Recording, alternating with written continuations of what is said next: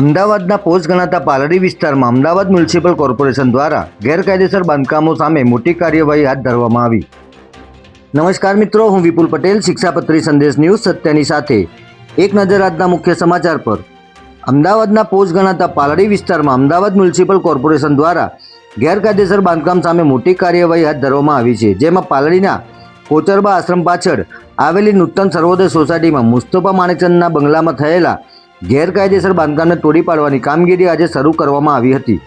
પાલડીના નૂતન સર્વોદય સોસાયટીમાં 9 જેટલા બંગલાઓ અસાન ધારાનો ભંગ કરીને વેચાણ કરી દેવામાં આવતા સ્થાનિક એલિસ બ્રિજ વિધાનસભાના ભાજપના ધારાસભ્ય અમિત શાહ દ્વારા કલેક્ટરને રજૂઆત કરવામાં આવી હતી. જેમાં દિલીપ મોદી નામના વ્યક્તિનો બંગલો ગેરકાયદેસર રીતે ઊભો કર્યો હોવા અંગેની ફરિયાદ મળી હતી. મુસ્તફા માણેકચંદ નામના વ્યક્તિને બંગલો વેચાણ આપવામાં આવ્યો હતો અને ગેરકાયદેસર બાંધકામ હોવાને પગલે મ્યુનિસિપલ કોર્પોરેશનના એસ્ટેટ વિભાગ દ્વારા આ બંગલો ડિમોલિશન કરવામાં આવ્યો છે. ત્યારે એએમસીની ટીમ અને પોલીસ કાફલો આજે સવારથી જ નૂતન સર્વોદય સોસાયટીમાં પહોંચી ગયો હતો અને કોઈપણ પ્રકારનો વિરોધ કે અનિચ્છનીય ઘટના ન બને તે માટે આખા વિસ્તારમાં પોલીસ બંદોબસ્ત ગોઠવી દેવાયો હતો. આ કાર્યવાહી પાછળ લાંબા સમયથી ચાલી રહેલો વિવાદ અને રાજકીય રજૂઆત કારણભૂત હોવાનું માનવામાં આવી રહ્યું છે.